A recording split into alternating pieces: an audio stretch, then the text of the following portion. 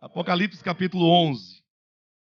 Amados, estamos então falando acerca das duas testemunhas, e aqui o título dessa nossa versão e tradução brasileira, ou tradução para o português, versão atualizada da Sociedade Bíblica do Brasil, diz as duas testemunhas mártires. Começamos semana passada a falar sobre essas duas testemunhas. Pense comigo que durante a grande tribulação, os 3 anos e meio, Deus não deixará o seu povo, ou que seja, os habitantes da terra, sem profeta. Esse é o ponto que temos que partir dele. Deus sempre teve testemunhas. Não há tempo em que Deus silenciou-se. Mesmo no tempo pré-diluviano, antes do dilúvio, que é um tempo relativamente, como podemos colocar aqui, tem um certo prejuízo, porque é um período que antecede Abraão, Isaque, Jacó e, portanto, Moisés e a lei. Então era um povo desprestigiado de algum conhecimento mais concreto da verdade. Porque a revelação de Deus, de modo mais formal e concreto, vem com a experiência do povo de Israel. Então antes era tudo um pouco abstrato, um pouco difuso, nebuloso. Mas mesmo naquele tempo, Deus não deixou seu povo sem profeta. O próprio Noé foi um profeta naquela era difusa, naquela era nebulosa. Ou seja, Deus sempre teve os seus profetas. Que foi aqui na terra para ele uma voz que clama e reivindica e vindica o nome de Deus, o nome do Eterno.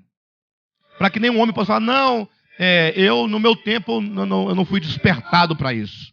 Então essa voz profética, esse ministério profético, ele esteve presente em toda a era. E mesmo então, no período de grande tribulação, de 3 anos e meio de grande tribulação, que são os 3 últimos anos e meio finais da história, antes que Cristo venha de modo pessoal, e sendo um pouquinho mais preciso, antes que o mundo invisível se descortine para nós, e os véus que estão sobre nossos olhos, e os tapões dos ouvidos que nos impedem de ouvir e ver o mundo espiritual, sejam tirados. Vai chegar um momento que nós vamos ver e contemplar o mundo espiritual.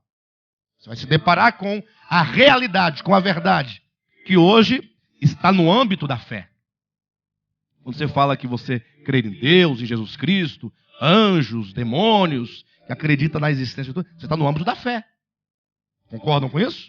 Você crê que é assim. Mas vai chegar um dia que isso vai se descortinar.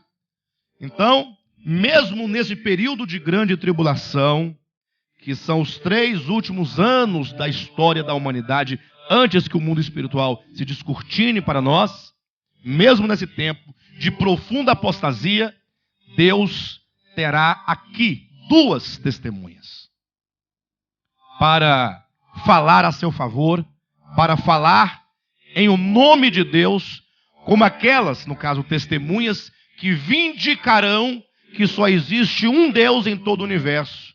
E esse Deus se chama Yahvé, o qual será revelado enquanto Jesus Cristo, Filho de Deus, em sua segunda vinda. Observem, queridos, que nesse período vai ser um período em que o anticristo vai ser revelado, ele vai se levantar, e os irmãos poderão verificar claramente aí no capítulo 13, versículo 5 e versículo 6, que diz assim, ó, foi-lhe dada, ou seja, foi dada a besta, que emerge do mar, uma boca que proferia arrogâncias e blasfêmias e autoridade para agir 42 meses, e abriu a boca em blasfêmias contra Deus, para lhe difamar o nome e difamar o tabernáculo, a saber, os que habitam no céu. Então, negativamente falando, a besta vai proferir por 42 meses, isto é, por 3 anos e meio, vai proferir arrogâncias contra Deus e contra os santos, de modo que vai proferir arrogâncias e blasfêmias, e vai agir contra os filhos de Deus durante esse tempo. Isso é negativamente falando. Positivamente falando, é dito que o anticristo, o filho da iniquidade, o homem do pecado, ele vai se assentar no tabernáculo de Deus, ostentando-se como se fosse o próprio Deus. Quando eu falo positivamente, negativamente falando, eu não quero dizer que o fato de ele se assentar no santuário de Deus seja algo positivo, não é isso que eu disse. É porque quando se diz que ele fala blasfêmias, isso se entende no âmbito, né, daquilo que é negativo, não é daquilo que é negativo. Negativamente falando, ele fala contra Deus. Mas positivamente falando, ou seja, como quem afirma, ele diz ser o próprio Deus. Então, no mesmo momento que ele se apresenta como Deus, é dito então que ele profere blasfêmias e arrogâncias contra o verdadeiro Deus. Entenderam? É por isso que Deus enviará suas duas testemunhas, como já foi dito na semana passada, né, nas conjecturas que aqui fizemos acerca da identidade dessas testemunhas, né, que seriam possivelmente Moisés e Elias. Outros dizem Enoque e Elias. Nós não estamos certos nem de um nem de outro, não é? Se tomarmos as características daquilo que elas realizam e entendermos que essas coisas são próprias de Moisés e de Elias, então serão eles. Se não, também não tem problema, porque o que importa não é se é Moisés e Elias, tais testemunhas, mas é o testemunho que elas prestarão. No caso de Moisés, especificamente, ele é enviado a falar a Faraó. Não é isso? Quando Faraó blasfemava e se levantava contra Deus no cativeiro egípcio. Então Moisés, ele vai até Faraó e com os sinais que ele realizava diante de Faraó, ele colocava em xeque os deuses do Egito. Num estudo um tanto mais aprofundado, ali das 10 pragas do Egito, nós vamos perceber que cada um daqueles sinais que Moisés realizou, por exemplo, o primeiro, transformar as águas do rio Nilo em sangue.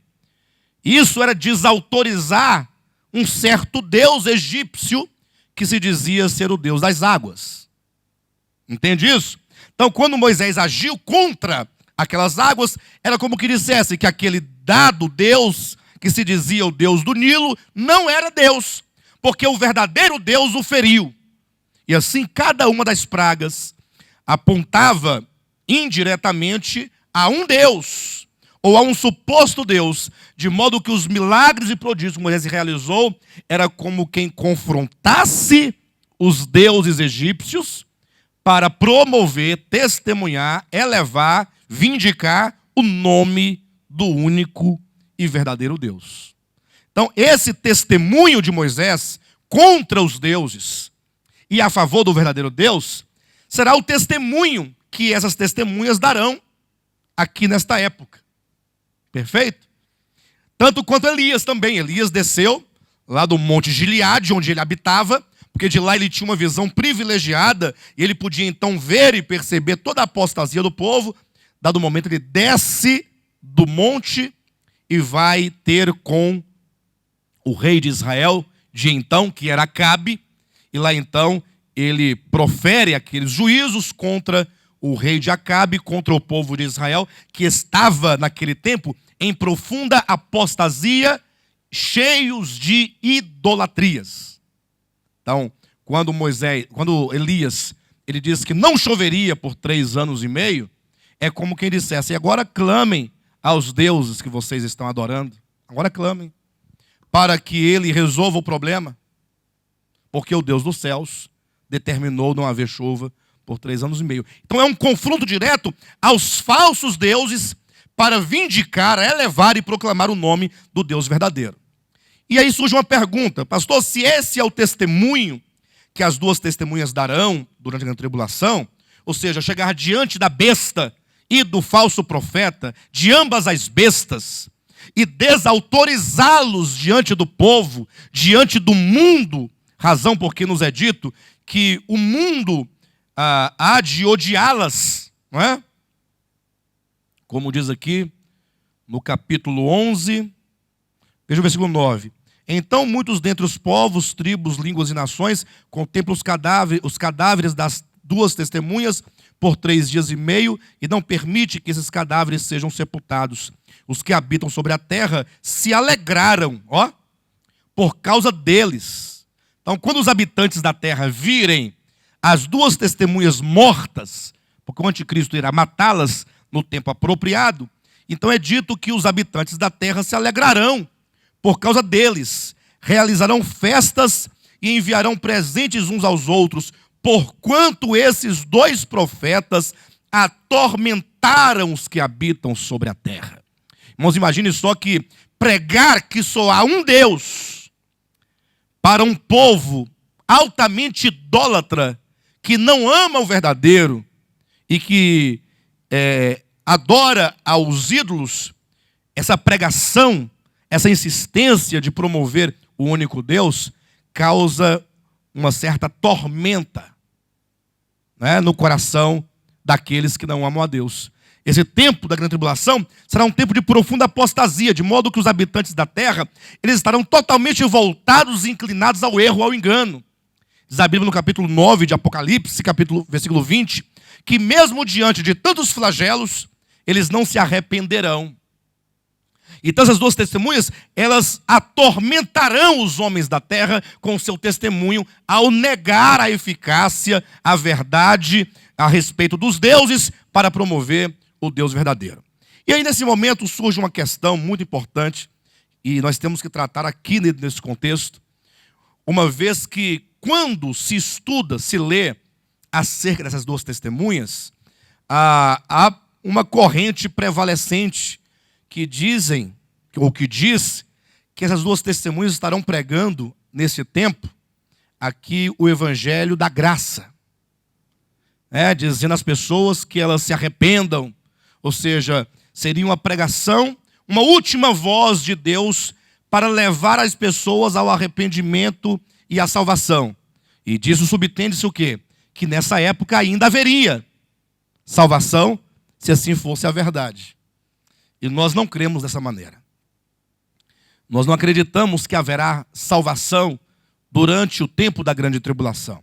E isso por uma razão muito simples. Já tratamos aqui disso várias vezes. É que você não deve ler a Escritura de um modo estanque, olhando só aquele capítulo. Olhe a estrutura. Observe. O Apocalipse, ele está situado exatamente na profecia das 70 semanas de Daniel. Lembram disso? Deus determinou 490 anos para o povo de Israel. De modo que com a morte de Cristo, havendo-se passado 469 semanas, isto é, 483 anos, com a morte de Cristo, restava ainda uma semana para o povo judeu. Mas aqui não houve um intervalo. Deus não abriu aqui um intervalo entre a 79ª semana e a 60ª semana? Não houve? Não lembram disso nos estudos? Como é chamado esse tempo que é aberto aqui? Tempo dos gentios. É aquilo de que Paulo diz em Romanos capítulo 11, versículo 25, que ele fala: não quero, irmãos, falando para os gentios, não quero, irmãos, que ignoreis este mistério, de que houve endurecimento, em parte, a Israel, até que entrasse a plenitude dos gentios. O que ele está dizendo? O povo de Israel, na sua maior parte, foi endurecido. Deus foi quem endureceu o coração deles, por ocasião da morte de Cristo.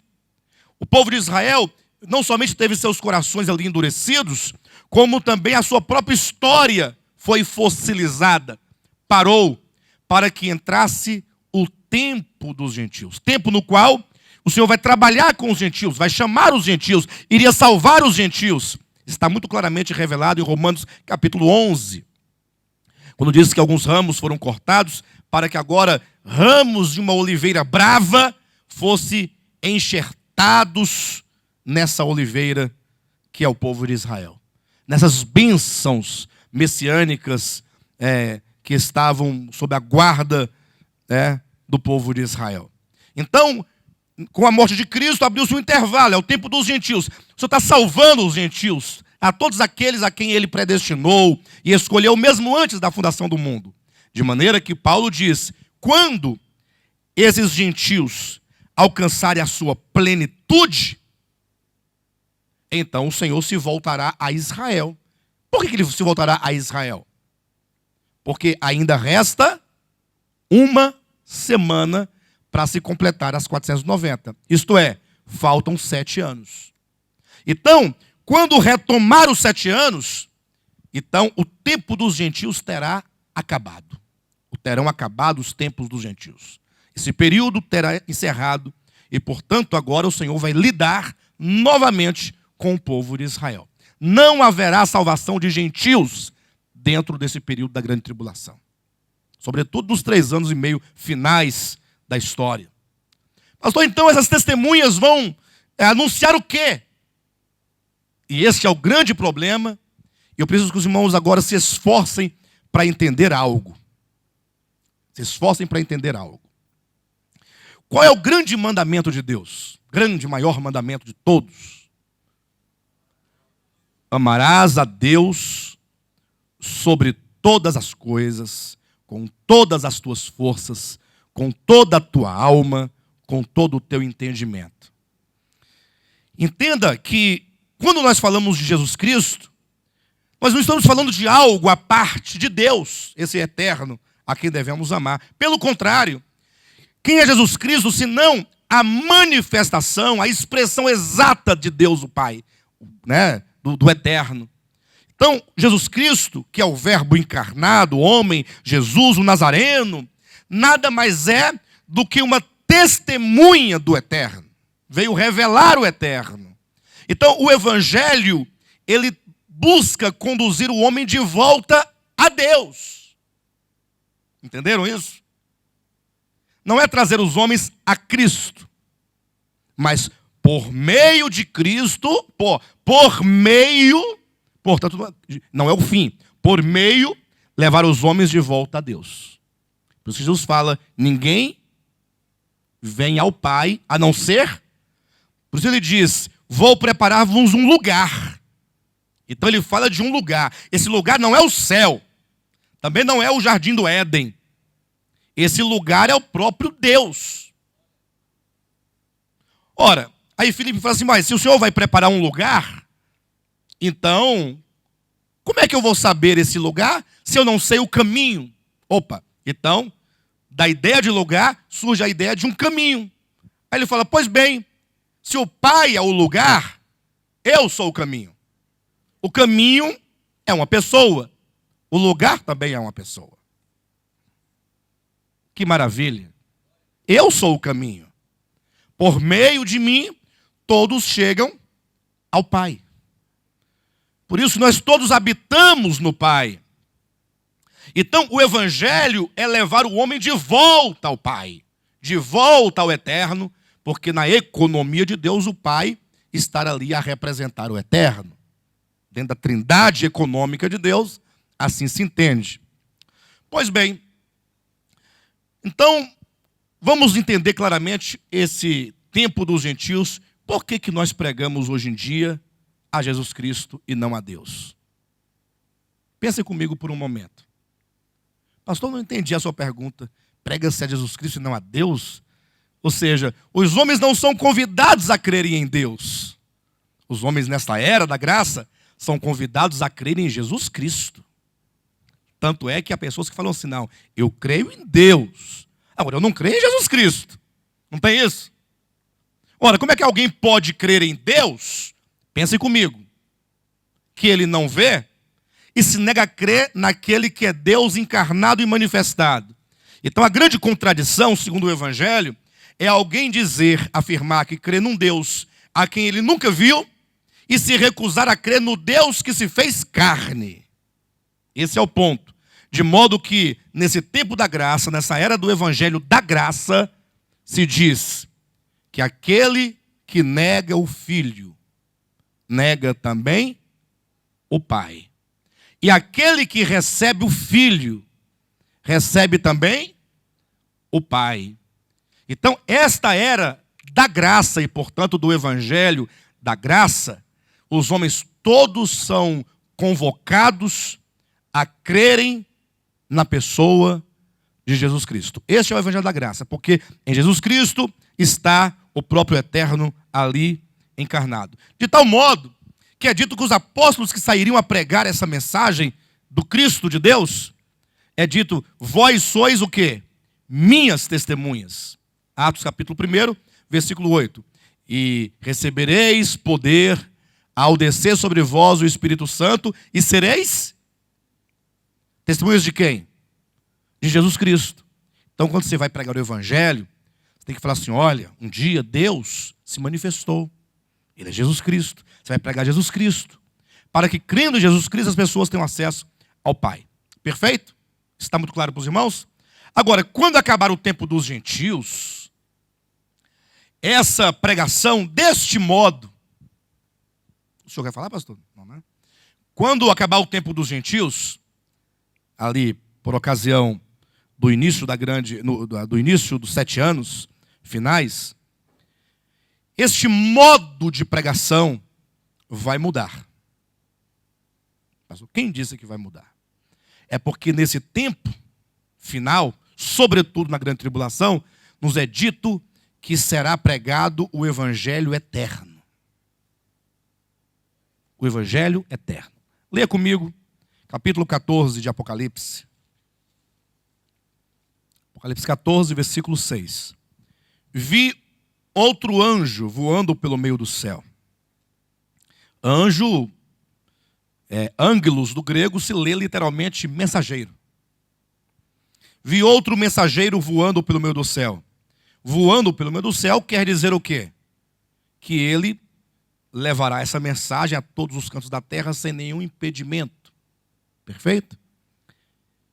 Tendo um evangelho eterno para pregar aos que se assentam sobre a terra e a cada nação e tribo e língua e povo. Então, na grande tribulação, esse capítulo 14 nos mostra exatamente esse momento da grande tribulação.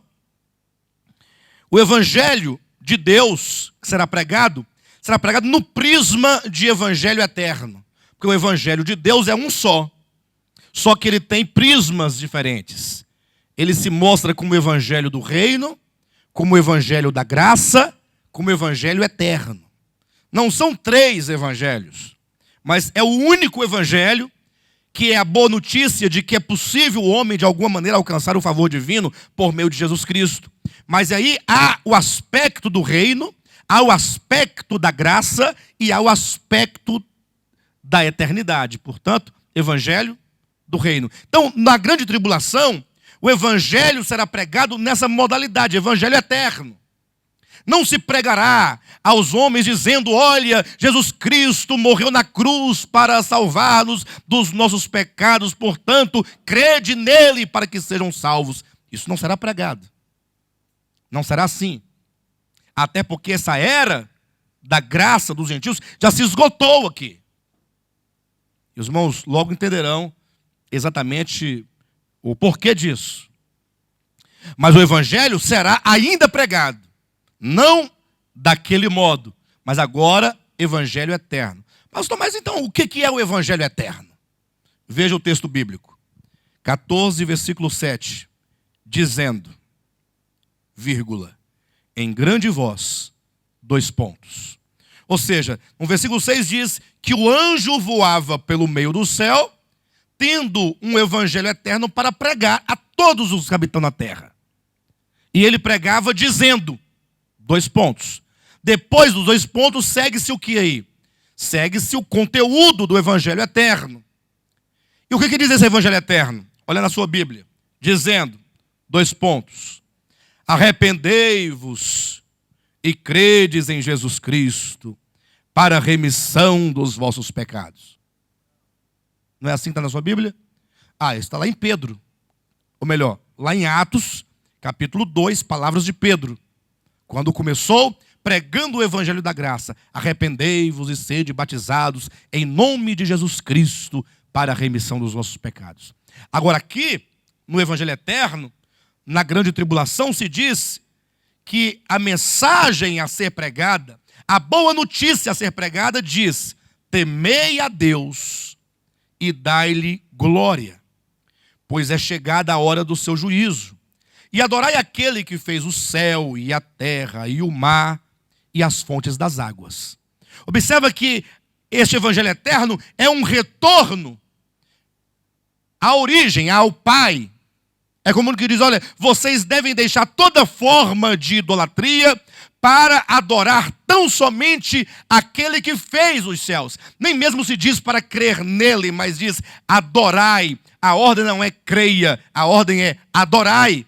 Adorai não a besta, ao anticristo, que se diz Deus, mas adorai aquele que fez os céus, aquele que fez a terra, aquele que fez o mar e tudo o que neles há. Isso, porque conforme diz aqui o capítulo 14, versículo 9, diz assim: seguiu-se a estes outro anjo, o terceiro, dizendo em grande voz: se alguém adora a besta e a sua imagem.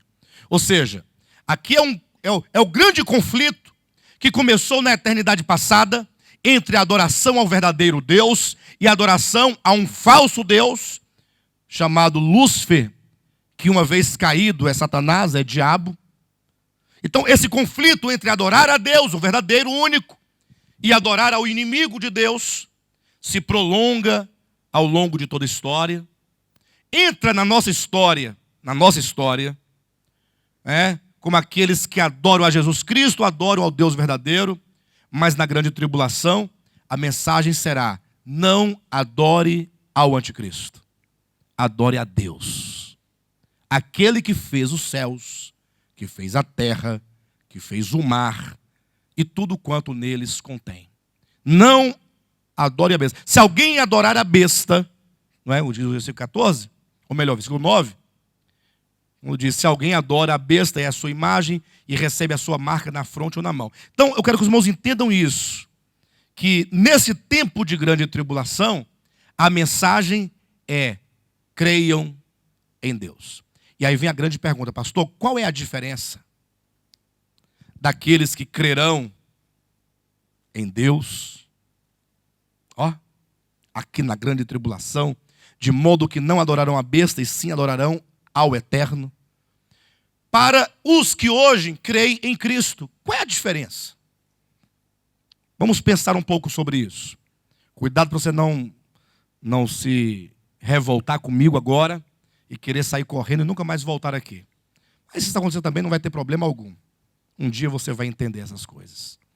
Eu pergunto para os irmãos, para que nós possamos responder a essa pergunta: a diferença entre crer no Evangelho da Graça para crer no Evangelho Eterno.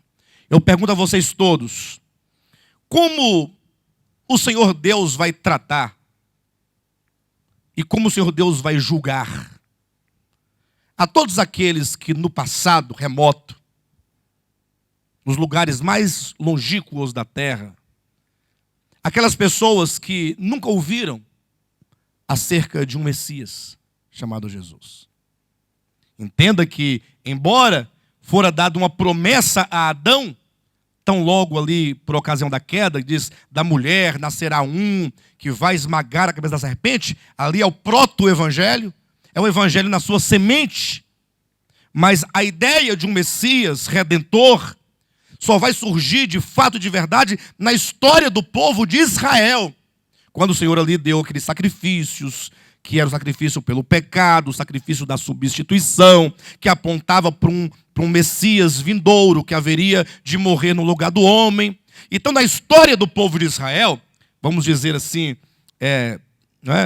que eles tinham ali esse entendimento. Mas, e saindo para fora das fronteiras de Israel, quantas nações, quantos povos, quantas tribos, que nunca sequer ouviram falar de Moisés, nem de Abraão, nem de Isaac, nem de Jacó, e nem de Jesus Cristo, e nem de Paulo, nem de Pedro, nem de João, porque viveram tão distantes, que nunca puderam, na verdade, crer, porque não ouviram. Como é que podem crer sem ouvir? Esse é um grande argumento bíblico, inclusive, quando o apóstolo Paulo diz que a fé, ela vem pelo ouvir. A fé. Como é que nós somos salvos? Não é pela graça sois salvos mediante a fé? Sim ou não? Mas e como é que eu adquiro essa fé? Ora, a fé, ela vem pelo ouvir. E pelo ouvir o quê?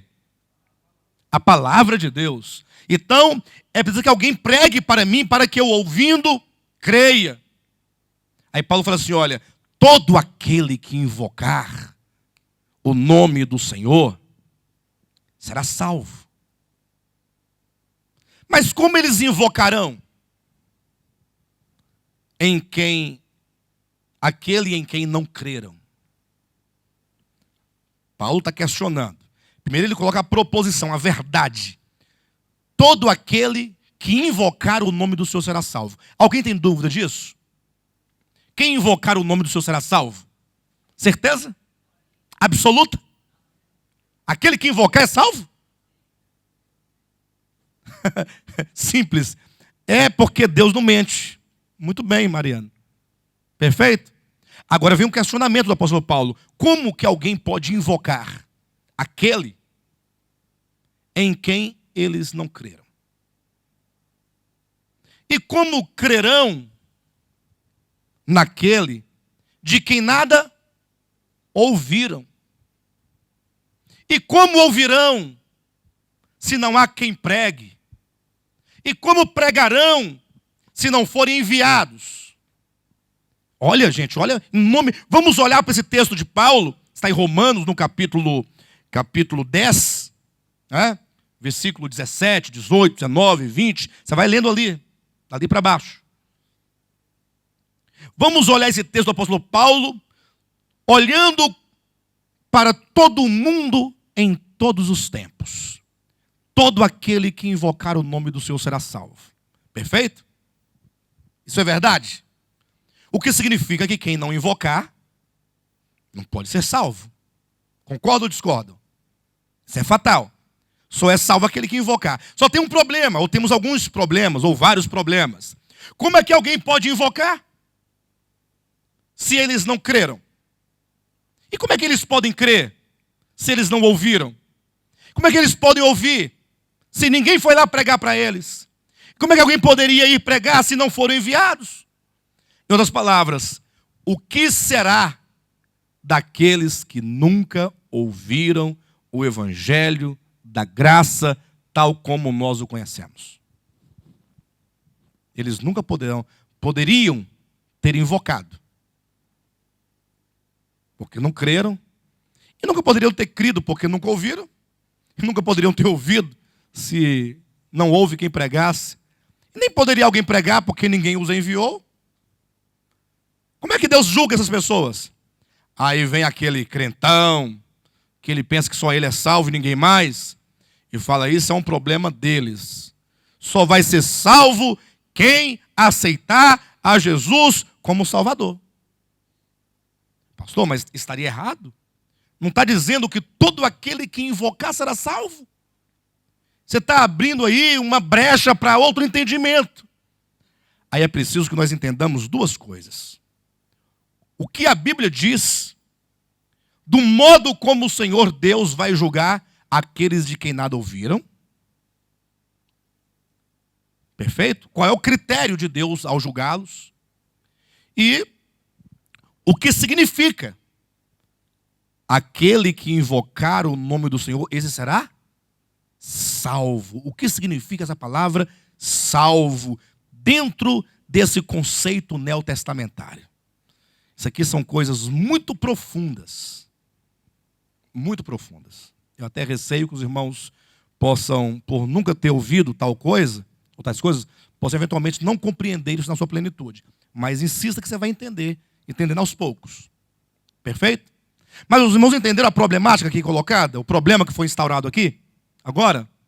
Tá. Vamos responder primeiramente a primeira pergunta. Como Deus trata aqueles que nunca ouviram falar de Jesus Cristo? Nem de Moisés, nem de ninguém. Pessoas que viveram lá, num tempo remoto, num lugar remoto, e que não tiveram a mesma oportunidade que você. Ok? Abra sua Bíblia em Romanos, capítulo 1. Versículo 18 em diante. Olhem na sua Bíblia. A ira de Deus se revela do céu contra toda impiedade e perversão dos homens que detêm a verdade pela injustiça. Atente para isso. A ira de Deus. Então Deus vai derramar a sua ira, não vai? Mas sobre quem? A ira de Deus se revela do céu contra toda impiedade e perversão dos homens que, não é dos homens em geral, é dos homens que detêm a verdade pela injustiça. Eu pergunto, como é que você pode falar de verdade para um povo que nunca ouviu o Evangelho? Vocês não seguiram a verdade, como é que vocês podem? Olhem para mim, o que é a verdade, queridos? Olhem para mim, o que é a verdade? Me respondam. Me ajuda aí. O que é a verdade? Cristo Jesus é a verdade? É, resposta correta, porém, em outro contexto. Aqui o apóstolo Paulo vai dizer, ele vai falar aqui, àqueles que não ouviram o evangelho da graça, como nós ouvimos. Fala daqueles que viveram em lugares remotos, em tempos remotos. Ele falou, olha, vocês detiveram a verdade pela injustiça. Eu pergunto, o que é a verdade?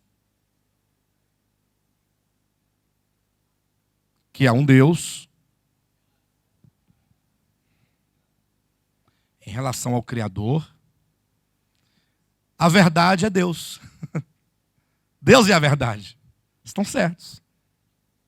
Ah, mas eu pensava que a verdade era a morte de Cristo. Sim, mas entenda que a morte de Cristo, e Cristo enquanto aquele que veio, que morreu, que ressuscitou, isso aí é um desdobramento da verdade, da grande verdade. Perfeito? Então, olha o texto. Versículo 19. Porquanto, ou seja, esses que detiveram a verdade pela injustiça, eles não podem ser chamados de indesculpáveis. Porquanto o que de Deus, se pode conhecer, é manifesto entre eles. Ou seja, nenhum homem na terra pode dizer, eu não sabia de Deus, ninguém veio aqui pregar para mim. Por que ninguém pode falar isso? Porque aquilo que se pode conhecer de Deus foi manifestado a eles. Como diz o texto, no versículo 19, no finalzinho, porque Deus lhes manifestou. Deus é muito sábio, né, queridos? Mas como é que Deus manifestou, ou manifestou-se aos homens do mundo inteiro, em todas as épocas? Porquanto os atributos invisíveis de Deus, assim como o seu eterno poder, como também a sua própria divindade, claramente se reconhecem desde o princípio do mundo, sendo percebidos por meio das coisas que foram criadas. Tais homens são, por isso, indesculpáveis. Então, a ira de Deus será derramada sobre o homem, não aquele que não ouviu o evangelho da graça, mas aquele que, de acordo com a revelação que ele teve da parte de Deus, ele negou-se a ela. Há um homem lá no final do mundo, num lugar remoto, num tempo remoto, numa tribo remota. Ele nunca ouviu falar de Adão, assim não, nunca ouviu falar. Nem de Noé. Ele não sabe nem o que é Bíblia, nem o que é Torá, nem dos profetas, nem de Davi, nem de Salomão, nem de Jeremias, nem de Daniel, nem de João Batista, nem de Jesus Cristo, nem dos apóstolos. Esse é um conhecimento que nós temos aqui nessa escritura. Perfeito? Entretanto, aquele homem lá distante, ele conheceu algo de Deus. Não tanto quanto você, mas ele conheceu algo de Deus. Ele conheceu aquilo que se podia conhecer. Então, aquilo que se pode conhecer, essa é a expressão que o texto diz, porque aquilo que de Deus se pode conhecer, se entende de duas maneiras essa frase. Ou seja, poderia ser, aquilo que se pode conhecer quer dizer, Deus é muito grande e ele não pode ser revelado na sua plenitude. Então, só é possível que o homem conheça a Deus até certo ponto. Aquilo que dele se pode conhecer, porque há coisas que dele não se pode conhecer. Por outro lado, pode significar também aquilo que de Deus se pode conhecer de acordo com o tempo e com o lugar. Por exemplo, um homem lá na antiguidade, pensa lá. Não. Ele só podia conhecer algo de Deus na medida que ele recebeu. Aquilo que se pode receber. Você não pode exigir dele aquilo que não se pode conhecer pelo tempo que ele viveu. Vocês estão entendendo, não? Como é que você vai exigir de um homem lá há 3, 4, 5 mil anos? Se o tempo dele não lhe proporcionou o conhecimento pleno de Deus na pessoa do seu filho. Então, aquilo que de Deus se pode conhecer, foi-lhe revelado naquela circunstância. Ou seja, a revelação mínima de Deus, ela está escrita ou inscrita nas coisas que foram criadas. Então, quando o índio chega lá e ele arranca aquelas mandioca grande, descasca branquinha, que cozida fica amarelinha, coisa mais deliciosa. Ele tem que pensar assim: esse que criou essa mandioca, vou te falar, viu? Esse é aquilo que ele pode conhecer do poder de Deus. O poder criador de Deus. Porque os seus ricos atributos, assim como o seu eterno poder, é o poder criador. Isso porque o homem não pode criar. O homem só pode transformar. O homem só pode manipular. Pega esses cientistas manipuladores da genética aí, que nada fazem, e querem se passar por criadores. Fala assim, tá bom, então, crie algo semelhante a um ovo. É para você criar algo. Crie. A água. Um amendoim dentro daquela casquinha de madeira. Uma caixinha de madeira. Quando Deus foi fazer o amendoim, falou assim, bem, o amendoim não quero colocar dentro de uma casca como uma banana, não. Eu vou fazer uma caixinha de madeira. Colocar ele lá dentro. Que coisa maravilhosa. Alface, tomate. Quantos tipos de tomates diferentes não existem? De bananas, de tanta coisa gostosa. Tudo isso aí é para nos levar a ver, poxa, se eu, sendo a maior das criaturas, porque o homem é maior do que os animais, intelectualmente, não é? Quem é o maior aqui na Terra? Tem algum ser maior do que o homem? Em capacidade? Quem é o único ser que a tudo transforma ao seu redor? É o homem. E se o homem é o maior e ele não cria, então esse que criou, cujo nome eu não sei, esse é digno de ser adorado. Por isso que se diz, adorai aquele que fez os céus, a terra, o mar e todas as coisas criadas. Aquele que fez o sol para governar o dia, a lua para governar a noite, que criou as estrelas, que criou a própria terra, que criou os homens, que criou os animais. Então, esses homens que viveram remotamente, desculpe-me, eles não podem chegar adiante e falar, nunca ouvi. Não, mas eu revelei a vocês. Mas vocês preferiram adorar a criatura no lugar do Criador. Não há desculpa alguma. Agora, é certo que se há homens que detêm a verdade pela injustiça, então também há homens que, diante dessa pequena revelação, eles amaram a Deus. Amaram ao Criador. Não na proporção ou na medida que você é capaz de amar. Mas Deus, na sua sabedoria, não exigiu que alguém o amasse numa medida determinada. Ele não diz, olha, amarás ao seu teu Deus com essa medida. Não, é com todo o teu entendimento. Se o seu entendimento é desse tamanhozinho, ame com todo o seu entendimento. O importante não é o tamanho do entendimento, mas é o quanto você pode entender e você então se entrega nesse entendimento. Com toda a sua força, sua alma. Ou seja, é na plenitude do seu ser, ainda que essa plenitude seja infinitamente menor do que aqueles que ouviram o Evangelho da Graça. O que significa que nós temos obrigação, diante da revelação que temos, de amá-lo muito mais que os do passado. Porque nós entendemos. Nós temos a revelação de Cristo. Enfim, Romanos ainda no capítulo 2, veja o que diz aqui, no versículo 13 em diante. Porque os simples ouvidores da lei, e aqui ele está falando dos ouvidores da lei, portanto, daqueles que receberam a revelação formal de Deus por meio de Moisés, os simples ouvidores da lei não são justos diante de Deus, mas os que praticam a lei hão de ser justificados. Quando, pois, os gentios que não têm lei, aqui se refere aos gentios que não têm lei, ou seja, eles não receberam essa revelação de Deus, como Deus se revelou para Moisés no Monte Sinai. Os gentios que não têm lei, o que acontece? Procedem por natureza de conformidade com a lei, não tendo lei, servem eles de lei para si mesmos. Ou seja, Deus plantou dentro da natureza humana essa verdade acerca de Deus e do homem e do próximo.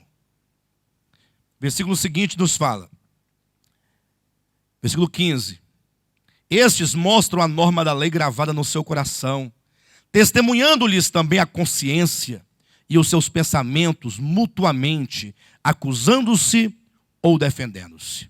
De modo que agora este homem lá, num tempo remoto, num lugar remoto, ele ama a Deus, porque ele conhece a Deus, ainda que minimamente na criação, e também tem na sua mente, na sua consciência, no seu coração, a norma da lei em relação ao próximo. A consciência que todos os homens possuem, acusa e defende. Não é assim? Então, quando o homem procede para com o seu próximo, tirando-lhe aquilo que é de direito, ele pode não conhecer Moisés, nem Jesus, mas a consciência dele fala, você não pode tomar o que é do outro. Ou seja, Deus proveu a todos os homens com duas grandes leis. Uma inscrita na natureza das coisas criadas, a outra inscrita na natureza humana, na sua consciência. De modo que a primeira diz, amarás a Deus de todo o teu coração, e a segunda diz, amarás ao teu próximo como a si mesmo. Então todos os homens, eles serão julgados minimamente a partir dessa revelação. E desse dever moral, entenda-se moral, no sentido bem amplo da palavra, de proceder para com Deus e para com o seu próximo minimamente. Nunca ouviu o evangelho, não sabe quem é Jesus Cristo, não sabe da obra da cruz, não sabe da redenção, não sabe da justificação, mas ele há de prestar contas diante de Deus por essas duas coisas mínimas. Versículo 15 diz, estes mostram, versículo 16, desculpem-me, no dia em que Deus, por meio de Cristo Jesus, julgar o quê? Os segredos dos homens.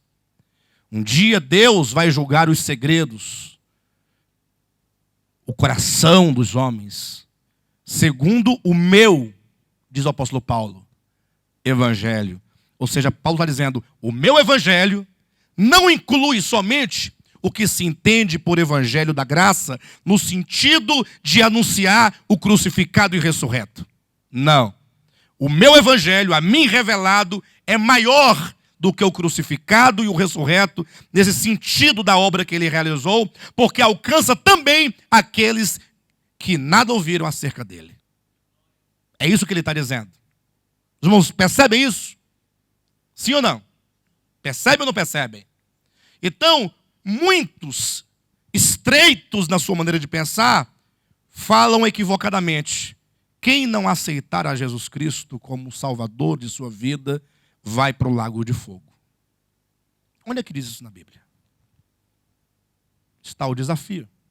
Ah, pastor, aí é fácil. Está aí, ó. Por exemplo, é dito que Deus amou ao mundo de tal maneira que deu o seu Filho unigênito, para que todo aquele que nele crê não pereça, mas tenha a vida eterna. Eu falo, mas esse é um dos versículos mais difíceis da Escritura de se entender. Embora pareça dos mais fáceis. Aí vem os poetas, né, os filósofos. Deus amou. Como amou? De tal maneira. O que ele fez? Deu o seu Filho. Para quê? Para que aquele que crê. O que tem? Tem a vida eterna. Parece, isso é muito simplório. Será que é isto mesmo que ele está dizendo? Eu pergunto, você creu no Evangelho? O que significa crer no Evangelho? O que é crer? A pergunta está lançada. O que é crer em Jesus Cristo? Ah, pastor, está lá, não quer. Um dia ele fala que quer. Aceita ser batizado e cantar no coral e dar dízimo todo mês e estar no culto na escola dominical. Abra um texto da Escritura comigo. João, capítulo 3. Versículo 36. Aqui nos ensina o significado mais profundo do ato de se crer em Jesus Cristo. Capítulo 3, versículo 36. Palavras de Jesus, ele fala assim: por isso, quem crê no Filho tem a vida eterna. Amém? Até aqui nenhuma novidade, né? Quem crê no Filho tem a vida eterna. O que subtende o quê? Que quem não crê no Filho... Como é que você escreveria esse versículo? Quem crê no Filho tem a vida eterna. 3 pontinhos. Como é que você completa falando o contrário? Quem não crê... Mas fica muito complicado. Quem não crê... Quem crê... Quem não crê. Como é que a gente sabe o que é crer e não crer? Como é que se mede isso? Por isso que Cristo lhe fala a segunda parte, com outras palavras, para explicar a primeira. Ele diz, quem crê no Filho tem a vida eterna, vírgula, o que todavia não crê no Filho. Diz isso aí na sua Bíblia? Como é que diz? O que todavia se mantém rebelde contra o Filho, não verá a vida, mas sobre ele permanece a ira. Ou seja, crer no Filho é abraçar o Filho, é beijar o Filho. Porque o contrário de abraçar o Filho e de beijar o Filho é manter-se rebelde contra ele. Ah, pastor, agora eu entendi. Meu filho continua rebelde contra Deus, porque eu falo, não vai beber, e ele vai. Cuidado, porque toda a nossa interpretação teológica está de acordo com um sistema doutrinário equivocado. Nós temos que repensar tudo. Eu vou mostrar para os irmãos o que significa manter-se rebelde contra o Filho, lendo um texto da Escritura. E vou demonstrar para os irmãos o que significa crer no Filho, com um texto da Escritura. Querem ver? Salmo de número 2. Um dos salmos messiânicos maravilhosos, que muito nos ensina. E aí, de repente, você saberá, inclusive, se você um dia creu ou não nele. De repente, você também não creu. Talvez você creu na Igreja Assembleia de Deus, você creu na Igreja Batista, você creu na IURD, você creu no De Volta à Palavra, mas não creu nele. Porque, na verdade, os cristãos são verdadeiros defensores de bandeiras e de camisas, como quem defende um time de futebol defende uma placa de uma igreja. Agora, crer no Filho é outra coisa. Salmo de número 2. Diz assim, o salmista Davi, muito provavelmente. Por que se enfurecem os gentios e os povos imaginam coisas vãs? 2 coisas. Os gentios se enfurecem, eles estão enfurecidos. E 2, os povos imaginam coisas vãs. Que fúria é essa? E que coisas vãs são essas? Você tem que ler perguntando. Porque não basta dizer que eles se enfurecem e que imaginam coisas vãs. se você talvez esteja aqui dentro, talvez você esteja se enfurecendo. E talvez esteja imaginando coisas vãs. E talvez você não se vê aqui, porque tem que saber o que isso significa. Versículo 2 vai abrindo mais um entendimento. Os reis da terra se levantam, e os príncipes conspiram contra o Senhor e contra o seu ungido. Veja que os reis da terra, os reis e os príncipes, ou seja, aqueles que estão na qualidade de exercer autoridade, estão na qualidade de exercer domínio, eles se levantam contra e conspiram contra Yahvé e contra o ungido de Yahvé. Pense comigo, os príncipes e os reis, enfurecidos, imaginando coisas vãs, e logo você saberá o que é tão vão que eles estão pensando. E eles estão então conspirando contra Deus. O que é uma conspiração, queridos? Me ajuda aí. O que é uma conspiração? Traição, conspiração. Tramando. Com um conluio. Ó, pessoal, vamos conversar aqui, ó. Não. Tramando é a palavra mais correta. Ó, o Senhor agora tem um ungido aí. Sabendo que ele tem um ungido? Que ele ungiu alguém aí? E ungiu para quê? Calma, estamos lendo o livro de Salmos. Para quem acha que Salmos é só musiquinha, é coisa profunda, coisa grande. Então, ó, é o seguinte, ó, vamos fazer um plano aqui, ó. Qual é o plano? Versículo seguinte: rompamos os seus laços e sacudamos de nós as suas algemas. Ou seja, nós não queremos estar ligados ao Senhor e nem ao seu ungido. Queremos independência. Mas por que eles estão achando que isso é possível? Viver sem Deus? Não ter laços com Deus? Não estar algemado a Deus? A criatura? Isso é pensar coisa vã. Pensar que pode viver sem Deus é a coisa mais vã que existe. Por isso no Salmo 15 diz o insensato no seu coração, não há Deus. É uma tolice. Versículo 4 disse: ri-se aquele que habita nos céus. O Senhor zomba deles. Quando Deus vê esses homens dizendo, vamos romper os laços com Deus, vamos romper as algemas com Deus, nós não queremos mais Deus, Deus acha engraçado. O homem é muito engraçado. Como é que ele pode ser tão tolo em achar que ele pode existir ou mesmo subsistir sem mim?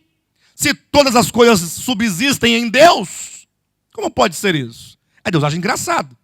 Aí o salmista diz assim, olha, no 5. Na sua ira, a seu tempo, lhes há de falar. E no seu furor, os confundirá. Ou seja, no tempo certo, Deus vai derramar o juízo. E a pergunta que vai abrir esse texto para nós é a seguinte: por qual motivo os gentios, os povos, os reis e os príncipes estão conspirando contra Deus? Por qual motivo? Por que eles não querem estar enlaçados com Deus? Por que eles não querem? Atenção, nós estamos falando sobre crer no Filho. Lá em João 4. Né?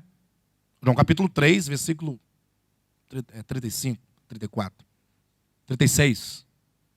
Por que eles estão assim? O que está pegando? Porque não seria uma coisa boa estar com Deus? Sim ou não? Mas existe aqui um problema que gera todo esse aqui, ó, de eles não quererem estar com Deus. Versículo 2 diz: conspiram contra o Senhor e contra o seu ungido. Ou seja, o Senhor Yahvé ungiu alguém a algo. Versículo 6. Eu, porém, e este eu aqui não é o salmista, este eu aqui é o próprio Yahvé. Eu, porém, constituí o meu rei sobre o meu santo monte. Atenção. Quando ele diz, eu, porém, esse porém aqui não está criando um contraste entre o fato de o Senhor ter ungido e estabelecido o seu rei com aquilo que os reis disseram? Esse porém não está criando essa adversidade, essa adversativa, ou não? O que os reis falam? O que os príncipes falam? O que eles estão tramando contra Deus? Olha, pessoal, quando Deus pensar que vai chegar aqui e vai colocar todos nós debaixo da autoridade do ungido dele, do rei dele, que nós vamos falar para ele? Não temos nada contigo. Essa é a trama. Mas como não? Não, nós rompemos os laços com o Senhor. Rompemos as alianças, ou melhor, as algemas. Nós não queremos que este rei domine sobre nós, o teu ungido. Eles não querem se submeter ao rei, ao ungido. Eles aborrecem ao ungido do Senhor. Versículo 6 diz: eu, porém, constituí o meu rei sobre o meu santo monte. Aí entra em cena o próprio ungido. Entra em cena o próprio Cristo, que ao ouvir o Pai dizer, eu ungir o meu rei, aí o rei se manifesta, que é Jesus Cristo dizendo, proclamarei o decreto do Senhor. Ele me disse, tu és meu filho, eu hoje te gerei. E aí o pai diz ao filho, diante disso, pede-me, e eu te darei as nações por herança. Ó. E as extremidades da terra por tua possessão, com vara de ferro as regerás e as despedaçarás como um vaso de oleiro. Ou seja, o Senhor ungiu ao filho, o constituiu rei, decretou essa verdade, tu és o meu filho, eu hoje te gerei. Ele foi gerado em ressurreição para ser o rei. E agora filho, pede-me. Eu te darei as nações por herança e tu as regerás. Tu dominarás sobre elas com cetro de ferro. E os reis falam o quê? Não sobre mim. Os reis dizem não. Eles estão conspirando contra o reino de Cristo. Estão entendendo, pessoal? Eles não querem o reino de Cristo. Eles querem dominar por si mesmos e a si mesmos. E aí vem o conselho do salmista aos reis no versículo 10. Agora, pois, ó reis, agora, diante daquilo que está sendo mostrado a vocês aqui, ó, sede prudentes. Deixai-vos advertir, juízes da terra. Servi ao Senhor com temor e alegrai-vos nele com tremor. Olha o versículo 12. Beijai o filho, para que não se irrite e não pereçais no caminho, porque dentro em pouco se lhe inflamará a ira. Bem-aventurados todos os que nele se refugiam. Beijai o filho. Jesus falou assim, olha, quem crê no filho tem a vida eterna. Mas o que se mantém rebelde contra o filho, esse não verá a vida eterna. Então, manter-se rebelde contra o filho está numa relação de oposição aos que creem no filho. Você pode crer no filho ou manter-se rebelde contra ele. Crer no filho, em outras palavras, aqui no Salmo 2, é beijar o filho. É reconciliar-se com o filho. É dizer, olha Jesus, eu me coloco debaixo da tua autoridade. Eu me coloco debaixo do teu governo. Reina sobre mim. Pode reinar. Esse é o crer. Crer não é dizer que acredita, é beijar o filho. E beijar o filho é falar, eu entendo que o Pai ungiu a Jesus, o constituiu rei sobre toda a terra, e portanto eu me coloco debaixo desse senhorio. O Senhor pode governar a minha vida. Pode dirigir a minha vida. Agora, manter-se rebelde contra o filho, que equivale a não crer no filho, só é possível diante da mensagem do filho. Como é que alguém pode manter-se rebelde contra alguém de quem ele nunca ouviu? É possível? Porque a rebeldia é a resistência a ele. Só pode não crer no filho aqueles que se depararam com a mensagem do Evangelho da Graça. Você não pode falar que aqueles que nunca ouviram o Evangelho da Graça não creram em Cristo. Você não pode falar nisso. Hã? Fala maisinha. Exatamente, esse é o ponto. Porque aqueles povos que nunca ouviram o Evangelho, eles não creram em Jesus Cristo. Você pode falar isso? Hã? Por que não? Porque não crer é resistir. É manter-se rebelde.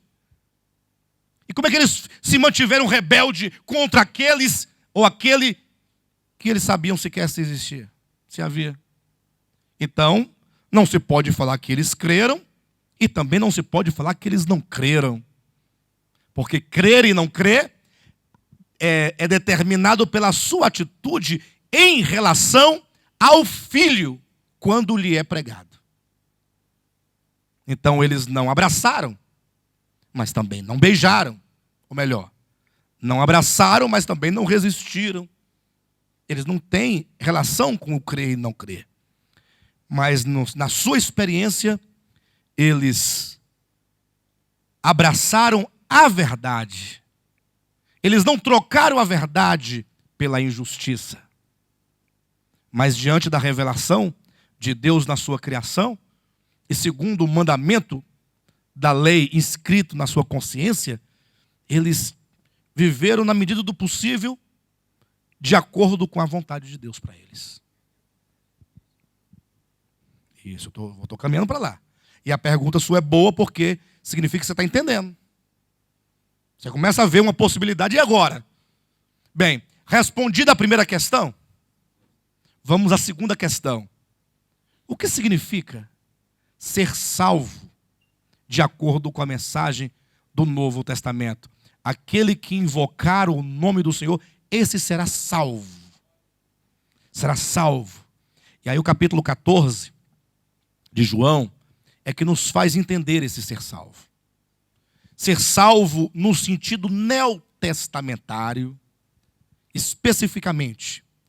Jesus fala assim para os discípulos: olha, não se turbe os vossos corações, credes em Deus, crede também em mim. Atenção, na casa do meu Pai, e essas expressões usadas são importantíssimas. Ele não diz na casa de Deus, na casa do meu Pai há muitas moradas. Então, primeiramente ele diz, olha, credes em Deus, ou seja, se é um fato que vocês creem nele, então devem crer também em mim. Crer em Deus, devem crer também em mim. O que não podia ser dito àqueles que viveram sem ouvir falar dele, perfeito? Pode falar a mesma coisa daqueles que nunca ouviram falar do Evangelho da graça? Credes em Deus, vocês que creem em Deus, agora diante do Cristo encarnado, do Verbo encarnado, vocês devem crer em mim. Na casa do meu Pai há muitas moradas. Meu Pai. E é interessante como que, gravem isso aí, como que na ressurreição de Cristo, quando ele apareceu para os discípulos, ele apareceu ali no caso para as mulheres, né? Ele falou assim, olha, ide e dizei aos discípulos que eu ressuscitei. Ele diz, ide e dizei aos meus irmãos, aos meus irmãos, que eu estou vivo, e que eu volto para o meu Deus e vosso Deus, para o meu Pai e vosso Pai. Então, aqueles que crendo em Deus, creem também em Jesus, agora eles participam de uma filiação. Assim como Jesus é filho de Deus, esses também se tornam filhos de Deus. E portanto, se Jesus é filho, e nós que cremos somos filhos, então nós somos com Cristo todos irmãos. E Deus para o Filho é Pai, para nós também é Pai, e portanto nós podemos falar Pai Nosso. Pai Nosso, que estais nos céus. Quando Jesus fala, credes em Deus, crede também em mim, na casa do meu Pai há muitas moradas. Naquele momento era a casa do meu Pai. mas depois da ressurreição, ele diz: meu Pai, vosso Pai, nosso Pai. Gravem isso aí. Quando nós vamos ler um texto lá em Mateus capítulo 25, hoje não vai dar porque o tempo já está bastante estourado, ele vai dizer assim, olha para um grupo de pessoas, vocês que estão à minha direita, né? Vinde, benditos do nosso Pai. Não é isso? Mateus, não, meu?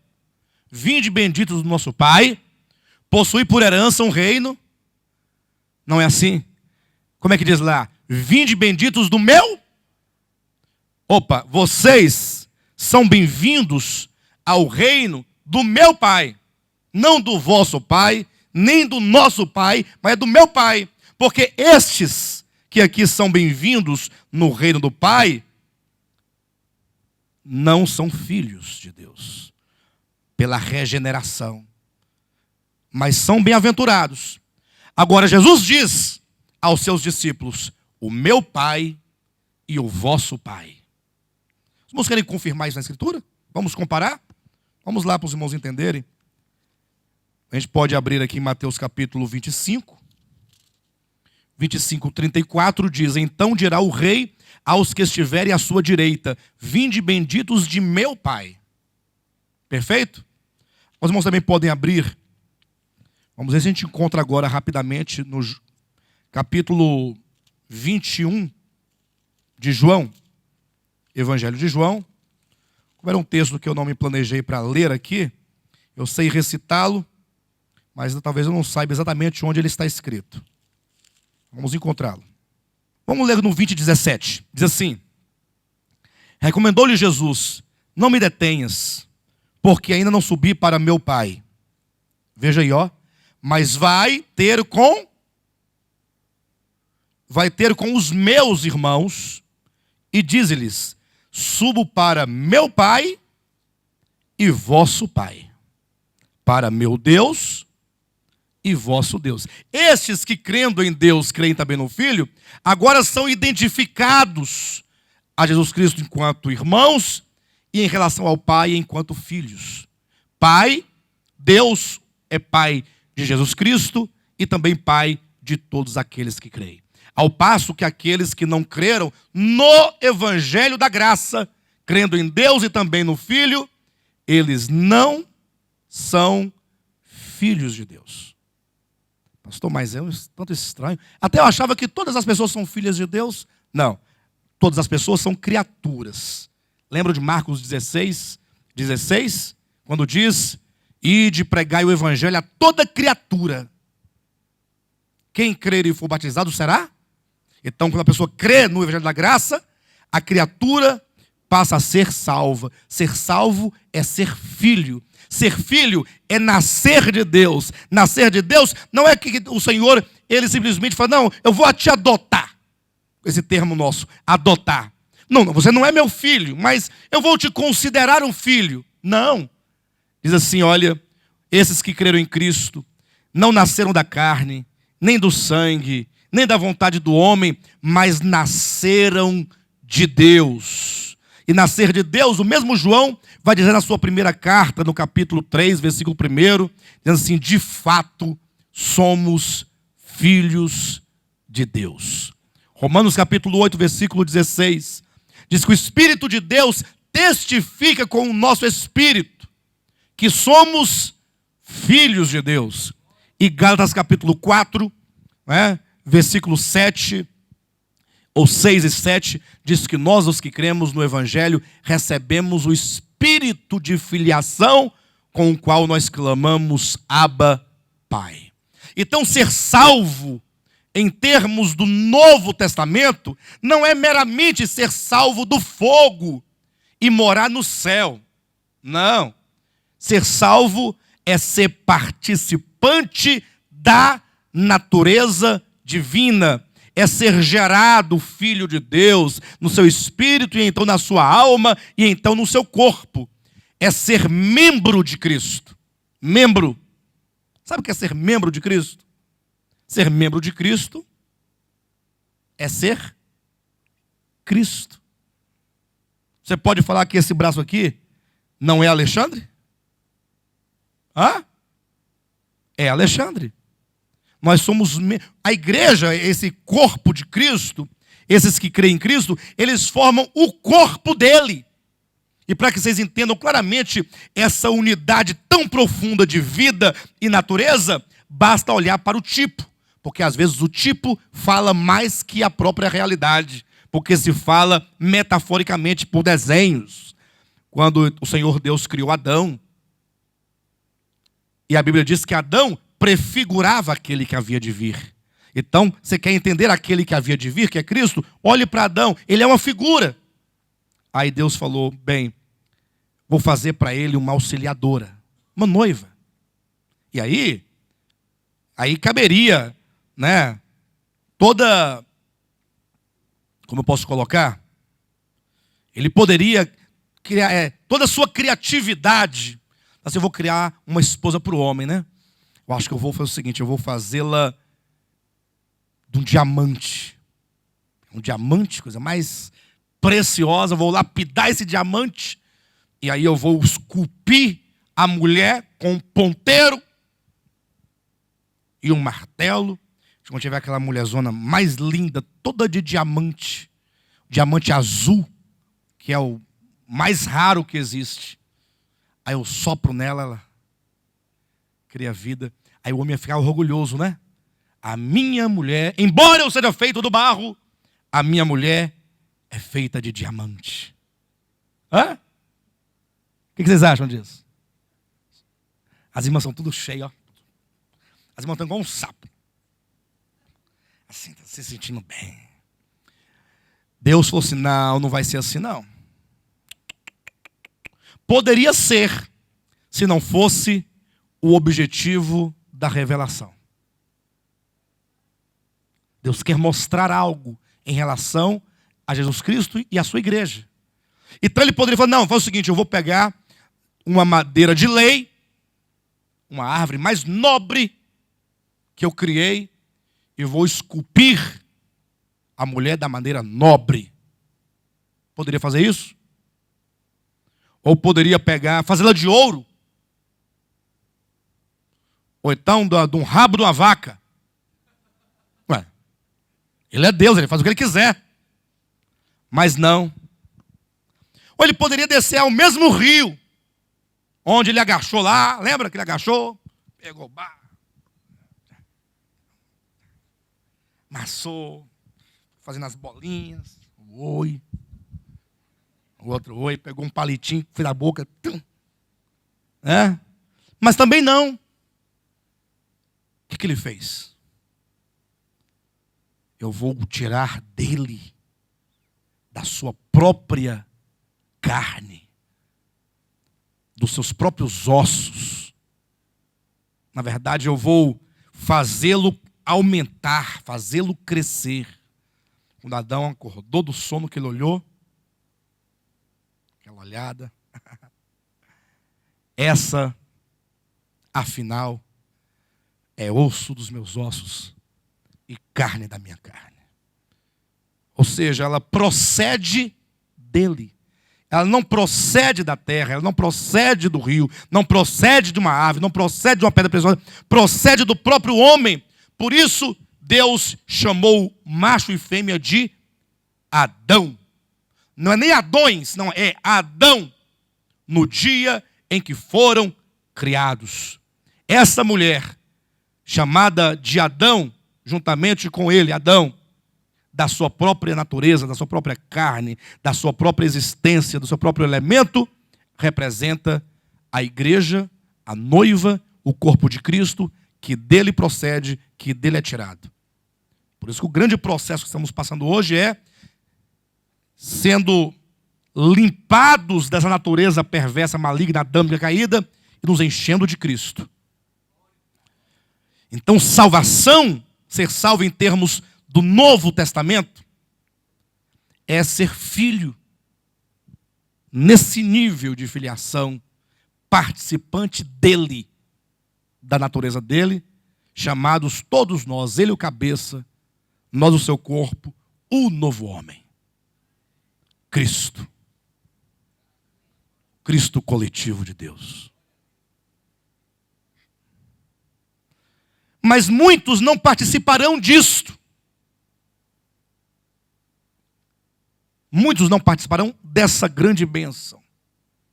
Muitos estarão salvos do lago de fogo, mas não participarão disto. Mas nosso tempo não dá mais. Nós vamos continuar a falar nisso na próxima semana. Tá bom? Sinalizaram-se? Não? Deu para entender alguma coisa a mais?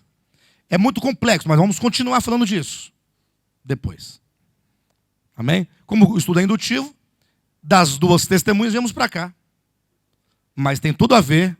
Nós vamos retornar para lá. Vocês vão entender por que viemos para cá quando voltarmos para lá.